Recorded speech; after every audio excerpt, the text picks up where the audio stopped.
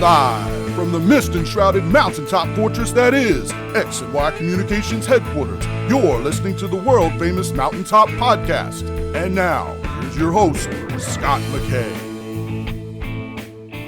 All right, gentlemen, welcome to yet another episode of the world-famous Mountaintop Podcast. As always, I am your host, Scott McKay from X and Y Communications, and today we're going to talk about a topic we've never talked about before.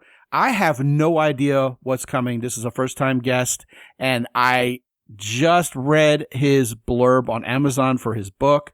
I think we're going to get along very well and have lots to talk about, but we're going to talk about living dangerously, and it's going to be a lot of fun. But before we get to that, I want to remind you that I am at Scott McKay on X, Truth Social, YouTube, and TikTok. I'm at Real Scott McKay on both Instagram and Threads.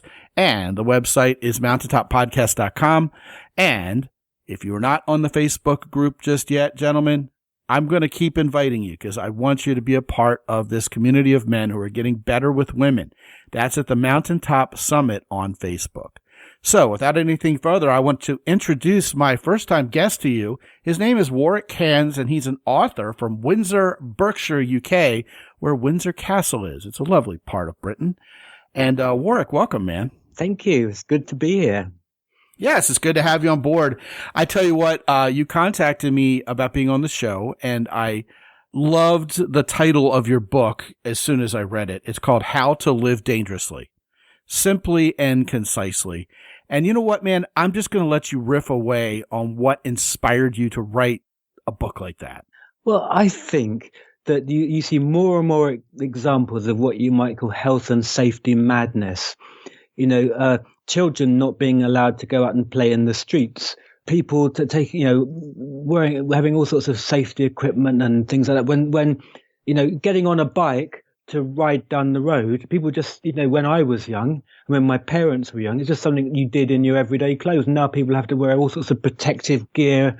And I just thought it's a bit crazy. So I thought, who's right here and who's wrong? So I just dug into all the research. What is safe and what is dangerous? And I found some things that surprise you, really, that things we think are dangerous are actually safe, and things we think are safe can actually be dangerous. Well, you're already speaking my language because I was one of those 10-year-old kids back in the late 70s who had a Schwinn scrambler and built some sweet jumps and started jumping trash cans and each other. Us neighborhood kids would, line up underneath the jump and we'd jump each other, right? And the only thing we had for safety equipment was our mullet to protect us if we fell and hit our head. So I'm interested to hear what you have to say about maybe what our either cognitive biases or blind spots are in terms of assumptions of what's dangerous versus what's actually not. Go for it. Yeah, so a lot of the things we think are dangerous are things we see reported in the media. Okay, like flying on planes. Exactly so, because you don't turn on the news and see plane land safely. I mean, that's not news. So you turn the news, the plane crashes in the sea, and because the world's a big place and there's a lot of planes, every now and again planes do crash, and you think, oh, okay, so this past year I've seen 4 reports of planes crashing in the sea or whatever. So flying must be dangerous. Okay, and it's the way the media magnifies things and shows all the things that you're afraid of, makes you believe they happen much more often than they really do. So, for example, let's talk about flying. So if there are people who are worried about getting on a plane, I looked at the statistics, how many people fly, how often, and how many of the planes they get on crash. So here's the thing. Imagine you wanted to die in a plane crash, right? Imagine you've got a really weird way of wanting to commit suicide. I know. Something I've indeed never imagined. Exactly, yeah. But let's imagine there's someone out there, someone who's suicidal and wants to do it by dying in a plane crash. So they book a flight every day, and I think, well, it's going to happen sooner or later, isn't it? I've seen all these crashes on the television, on Facebook and everything. You'd have to get a flight a day, every day, for like 26,000 years to be certain of dying in a crash. That's how safe it is in a plane. Now, here's the thing as well. You'd take you 26,000 years to guarantee dying in a plane crash if you took a flight a day. But driving to the airport, you would have died 20 times over during that period. So actually, the drive to the airport is much more dangerous than the flight itself. But we imagine that flying is more dangerous than driving. It's the opposite. I'm surprised it's only 20 times over. I know. I suppose this is on average number of car journeys. I mean, yeah, there are crazy drivers. There are people who are who would die probably about several hundred times over in those 26,000 years, assuming they lived long enough. But it's things loom large in our imagination because we see them all the time, and social media has magnified that quite a lot.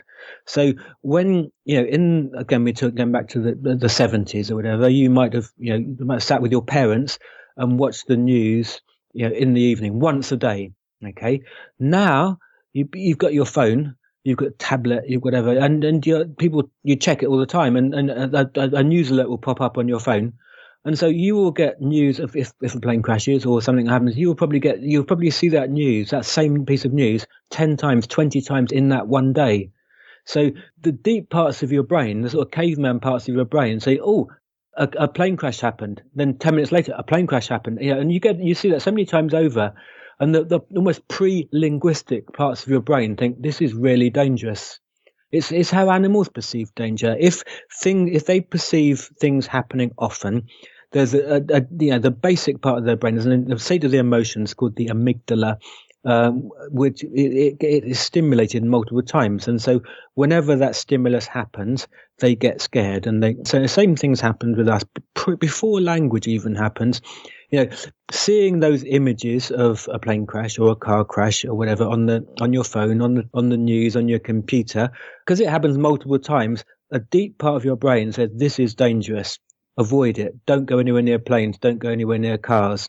And so it's an instinctive thing, and it's I don't say caused by the proliferation of media, but it's massively magnified by the amount of news we see, the amount of scare stories we see, and it makes us much more afraid of things than we really need to be. As I say, it'll take you 26,000 years to die in a plane crash if you wanted to, if you flew every single day.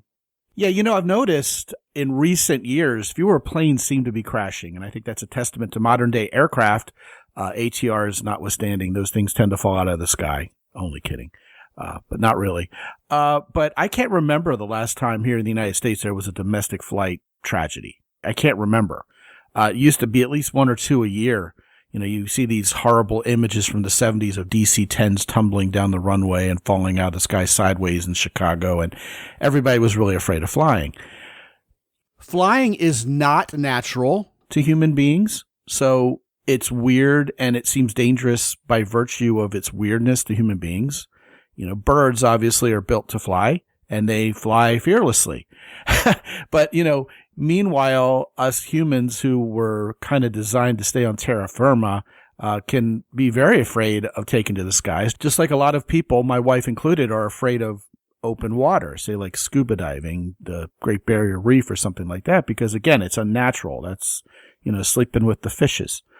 But you mentioned the animals, and I've often thought how fascinating it is that even relatively evolved vertebrates, like say monkeys, can swing through trees fearlessly, 40 feet above the jungle in the canopy of the trees without any fear of missing a branch and falling. Yet when a human being shows up, they scatter. So the psychology of monkeys allows them to swing fearlessly from tree to tree because of learned behavior, even if passed down through generations of monkeys. And yet they're taught that human beings are something to stay away from because, man, those people are scary.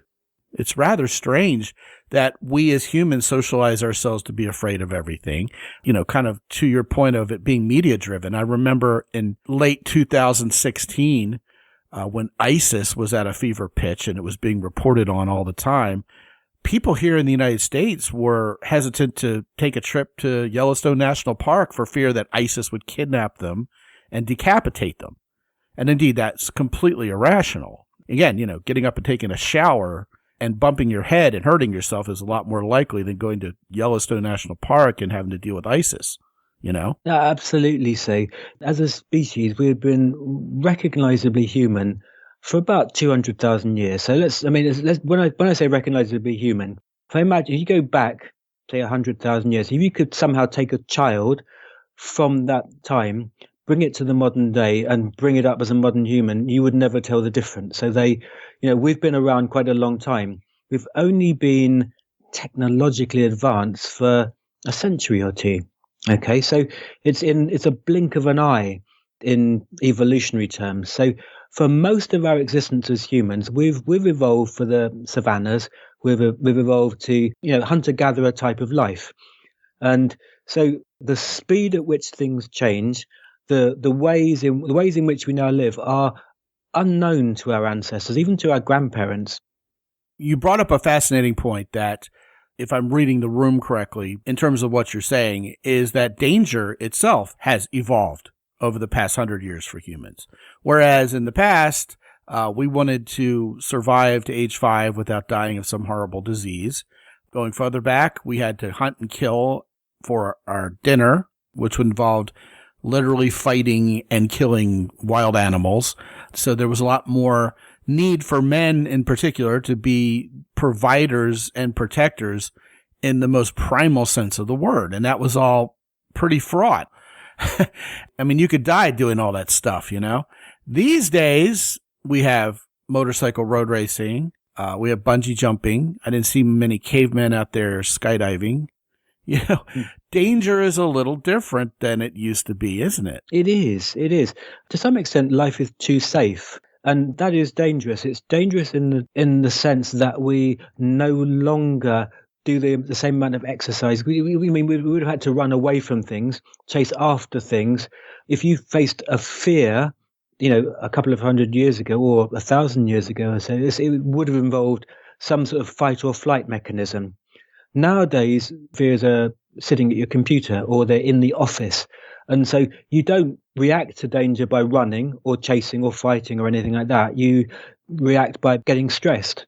Yeah. And so what then happens, because our life is so safe and so constrained, it actually can shorten our life expectancy because of the high blood pressure, the levels of stress. And so safety can be dangerous. Isn't that amazing how postmodernity and the life we live, our sedentary life, living vicariously watching everybody else have adventures on TV, is quite literally more dangerous to our health than getting out there and doing things. It's amazing. As you're talking, I'm wondering if in some Silurian hypothesis-driven netherworld hundreds of thousands of years ago, cavemen went surfing. They figured out stuff like that, but it's just been lost in the annals of history, I mean, they built the pyramids 6,000 years ago, right? Yeah. Who knows? But I think that, when you look at what you might call extreme sports, you look at the things that people, we're talking about motorbike racing and things like that. I think we have an inbuilt need to do stuff that tests us physically and exposes us to risk. And if the world doesn't do that, we create our own ways to do that. Isn't that funny? Yeah. I mean, it used to be part of our existence. Yeah. And extreme sport was staying alive. Now we have to go create ersatz versions of terror. I mean, NFL football is a simulated battle between two tribes protecting their city. It is, isn't it? I mean, it really is. All of the fans on the other side, they're physically and emotionally hurt when the other side looks like they're winning, and they feel you're conquered. Yeah. And the other side gloats. And it is literally a physical battle to guard your end zone, aka your village. And we need that. We need that as human beings. We need some sense of challenge, of consequences, of danger, of something to fight for and something to fight against. Well, all right. So let's talk about your book here, How to Live Dangerously. So far, we've talked about how what we think might be dangerous in modern world, driven by media or rumor or whatever, really often isn't. And what we think is safe is often very dangerous, like sitting around doing nothing, right? Yeah. But your book is How to Live Dangerously. How much danger are we talking about here? Because first of all, you're a grown-ass man and you're still here to talk about it, so you haven't been living too dangerously. But where do you draw the line between safety and danger? What are you advocating we get out there and actually do? I'm advocating that we do things that frighten us sometimes or push the limits of our fear. And that will be different for different people. And in the book, I talk about genetics and about there's a thing called dopamine receptor gene. Okay, so some people, in order to stimulate it, need quite big risks and quite big challenges, and some people need less, depending on what one you have. But what I'm recommending is that people, rather than just staying indoors and not doing anything, people do stuff that challenges them. And that will vary. Some people it'd be like jumping a motorbike over across the Grand Canyon or something. And some people it may just maybe giving a speech to 100 people in a room. For sure. Yeah, different things for different people. And I'm not saying that everyone should become lion tamers or anything like that. In fact, in the book, I suggested a couple of my own limits, and then I've ended up breaking them since because I'm 62 now, so I'm old now. But at the time, because one of the things I've always done since I was about 10 years old is skateboarding. And I've injured myself quite a lot doing that, quite badly. But I said, what my limits are, I wouldn't do anything that involves having metalwork or hospitalization. And since writing that book, I've broken my ankle and dislocated it and had to have it put back with a metal plate. And I also broke my pelvis and couldn't walk for 3 months. So both of those things were beyond what I thought were the risks I should take, but it happened. Well, what caused the injury, if you don't mind me asking? Skateboarding. Oh, you're still skateboarding out there at 62, bro? Yeah, I am, yeah. Good for you, man. I've actually been today and I'm going this evening as well. You must be a legend in your hometown, man. Yeah. I'm often I've been the oldest person at the skate park for about 30 years, to tell the honest truth. Right. But, here's an ambition. I would like to be still doing a reasonably high standard in my 80s. And there's a guy in Japan. I often see these things happen because they have an interesting approach to aging in Japan. I read an article about a man, he's like 86.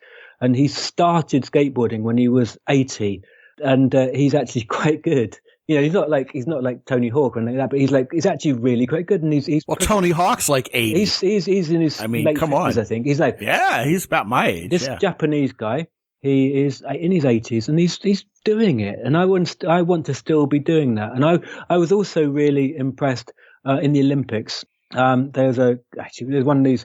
He's an American guy, but because he's got a British father, he ended up competing for Britain in the Olympics in skateboarding, and he's in his 50s. And I think that's really cool to be in your 50s as an Olympic athlete in a really dangerous, physically testing sport. He didn't win, but I think that's great. So yes, to push your limits, to challenge your fear and not give in to it, and to do that for the rest of your life for as long as you can. Chuck Yeager in his late 90s, he just passed a couple years ago. Of course, the first man to ever break the speed of sound in an aircraft, and, the right stuff is basically about him. He was asked for life advice in his 90s, and his answer was quite simple but very profound, which was, do what you love until you just can't do it anymore, And, there was no commentary there about at what level you're doing it, whether you're a champion, whether you're doing it at the same speed or frequency you were doing it before, but just keep on doing it till you just can't do it anymore. And I always thought that was just such Chuck Yeager-like advice, and I loved it. It's great advice. And, and he's in his 90s when he gave that advice you were saying. So I think that's great. I really do. Too many people give up and say, I'm old now, I'm over 40, or I'm over 50, or in my case, over 60. And you think, no, you do what you can for as long as you can. And that, I talk about danger and risk. And as I say, I'm not suggesting you try driving blindfold or anything stupid like that, but that you keep doing things that frighten you a little bit and keep learning and keep developing as you get older. I know a lot of people die doing dangerous things, right? Yes. I mean, it happens all the time. But it is also amazing to me how many men who have lived incredibly dangerously actually end up dying of old age. Chuck Yeager being a great example. You also mentioned jumping motorcycles across the Grand Canyon, which brings to mind Evel Knievel. Evel Knievel, of course, who died very ironically of relatively old age due to health problems, unrelated to jumping motorcycles. So, you just never know when your number is going to come up, so you may as well go out and have some fun. For us, kind of shifting gears a little bit here, in our family, we decided long ago, like at the beginning of our marriage, and we've raised our kids this way, that instead of falling for the alleged American dream of clawing our way up the corporate ladder and spending all our money on a bigger house and a BMW to impress the neighbors, all this material stuff, we were going to invest in experiences. We were going to go on adventures. So yeah, the money we made, we chose to invest in like RVs and things to outfit our travels and to outfit our sports. But over the course of the last 18 years, almost all of our material possessions have gone to furthering the adventure. So, my kids have been involved in an extreme sport since they were very young and still are today. My wife and I decided we wanted to go see the world, and we look back now and have to laugh. Our first major trip to a country we weren't sure was safe or not compelled us to tighten up our living trust. Basically we went over our will before we left. And you know where we were going? China.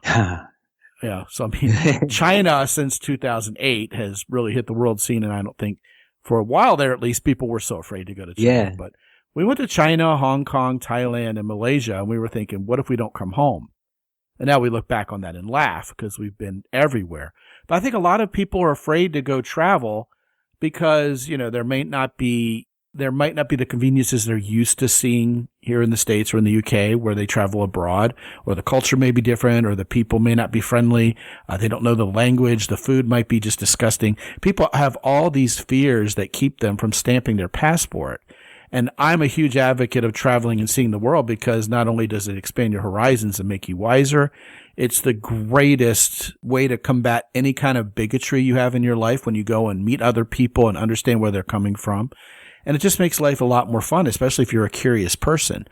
So traveling is something I've always seen as kind of low-hanging fruit for people who want to live a little bit more, quote-unquote, dangerously. Yes. Because I think that's someplace where we're really safe. And, my bias as an American is thus because very few people have passports, relatively speaking, in the United States. And, it's a little bit harder to travel from nation to nation and from culture to culture here in the United States unless you head south through Mexico. You guys in Europe can hit another culture by grabbing a train for a few hours, which is pretty cool. But that's one thing. The other thing is, like you said, I think people nowadays are simply too scared to go out and ride their bikes anymore. I mean, look at these helicopter parents nowadays outfit their kids in like helmets and pads and don't go beyond where I can see you from the house. And kids just don't explore. They don't go and have adventures anymore in their own neighborhood. And that limits them, that they grow up to be those adults. It does. I believe, that when you do things that take you out of your comfort zone, whether that's just exploring the neighborhood as a kid or whether it's traveling a lot as an adult, it builds up your knowledge. It builds up your resilience. You learn to cope with things you might find confusing or difficult. You might find yourself in another country. You can't read the signpost. You don't know how to get to the place you need to go to. You think, well, I've got to somehow work out how to do it.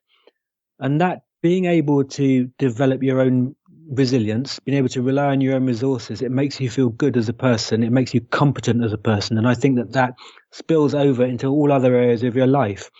So if you find yourself with a difficult challenge at work, if you've successfully overcome challenges while you're traveling or successfully overcome challenges as a child, you feel, yes, I'll give this a go. I'll try it. If everything's always been done for you, if you've never been pushed to your limits, you will struggle in work. You'll struggle in your daily life. One of the things that comes to mind relative to the audience we have here, which are men who want to get better with women, is for a lot of guys, it's living dangerously to approach an attractive woman and try to talk to her.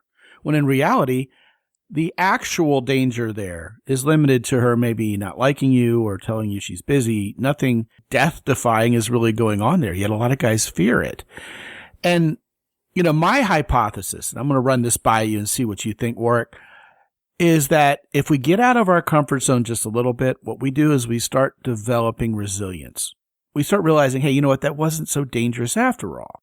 I kind of liked it, actually. So you push the envelope a little bit and you take it to the next level. And over time, you sort of develop this field sense, for lack of a better way to put it, where that which seemed terrifying, perhaps even just days or weeks ago, is now starting to feel like second nature to you because you've reached this level of at least conscious competence, right? Where you realize, hey, I can do this. And, I didn't get splattered on a windshield for my efforts.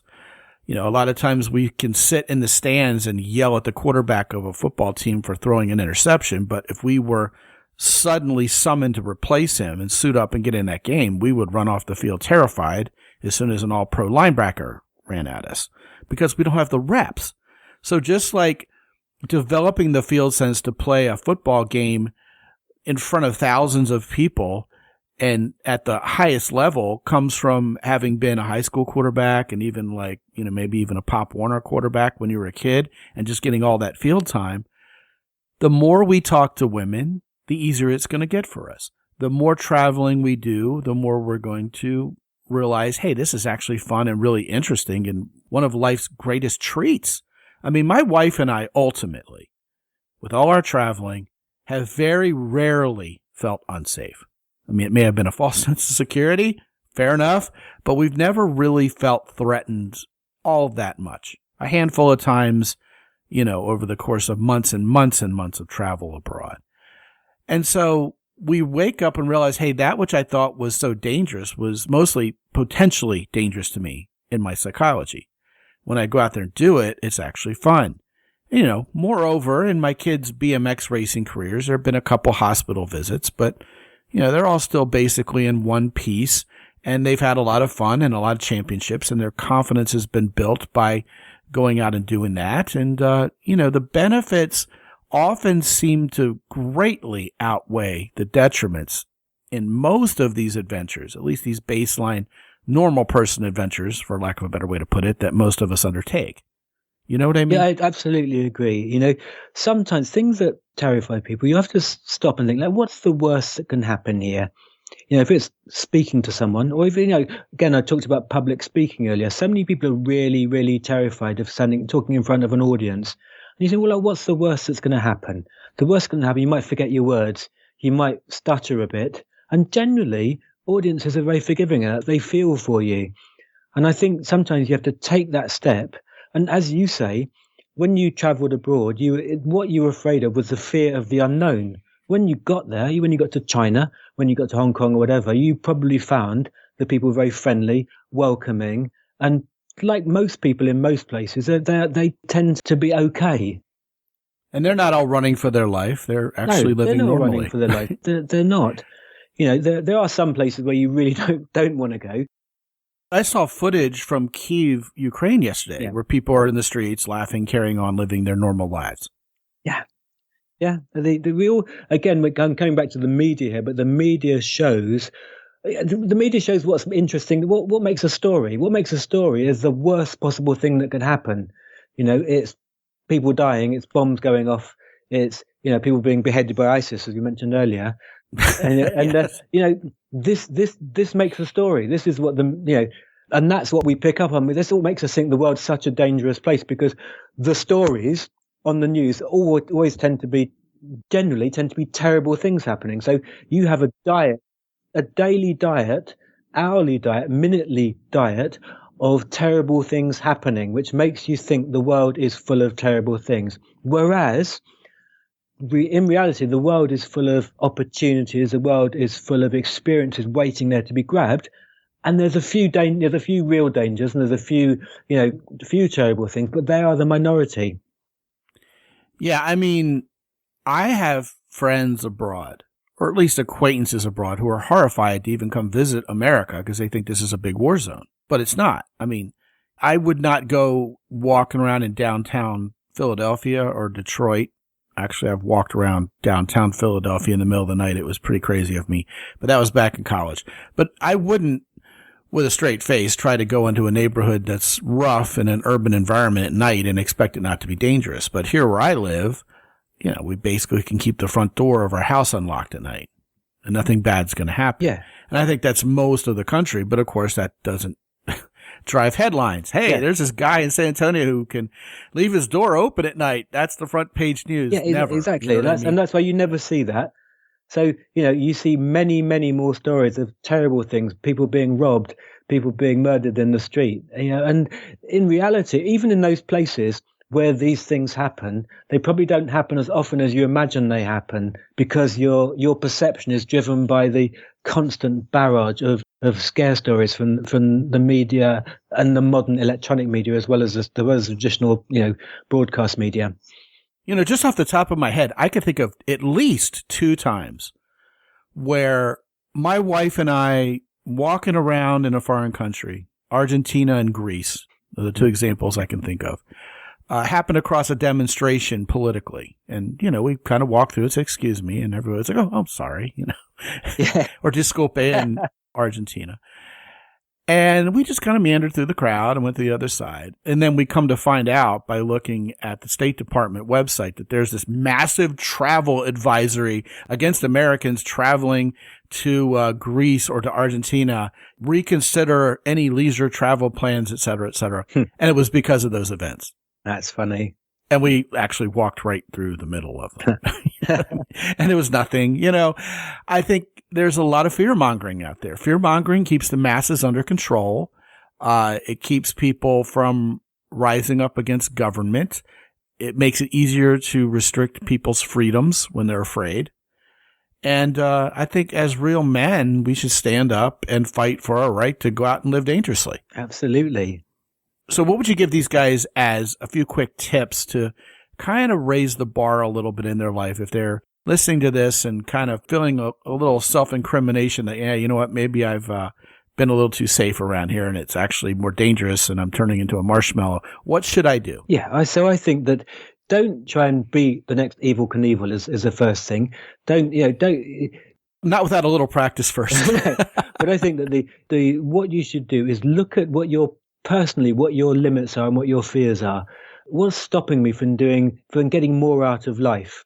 And I think what you should do is try and get more out of life. And that means facing up to fears. And it may be going up and talking to someone that and worrying about being laughed at or rejected, or speaking to an audience at work or outside work, or trying something physical that you haven't done before, and just try it.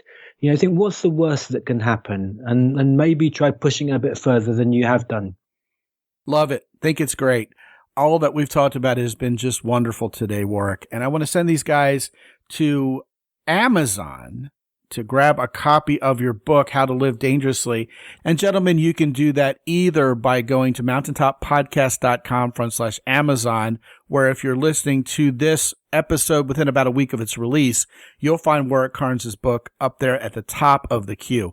If you're listening to it a little bit later on and you don't feel like sifting through that sea of books on my Amazon storefront trying to find the one by Warwick, well, then just go to mountaintoppodcast.com/Cans, CAIRNS, and you will be magically teleported to Amazon.com, where you can indeed pick up a copy of Warwick Carnes' book. Warwick, it's been such a pleasure having you on. What a great conversation, a fun one. I hope you'll come back soon. Thank you. Thank you. It's been great. Yes, absolutely. And gentlemen, if you have not been to mountaintoppodcast.com lately, please be sure to visit our sponsors. Those include Origin in Maine, Jocko Willink's company, Heroes Soap, and the Keyport. When you get anything from our 3 wonderful sponsors, please use the coupon code MOUNTAIN10 to get an additional 10% off. Plus, check in with the master classes, see the ones that we've got coming up, the ones that we've done in the past. Every month, what I do is I break down an entire subject, man. Nothing's left on the table to make you better as a man and better with women. Also, if you've not gotten on the phone and talked to me yet for a free 25 minutes or half an hour, go ahead and do that, man. Get on my schedule and let's chat. I'm exactly who you expect me to be, and I look forward to talking to you. All of that and more is there for you at mountaintoppodcast.com. And until I talk to you again real soon, this is Scott McKay from X&Y Communications in San Antonio, Texas. Be good out there.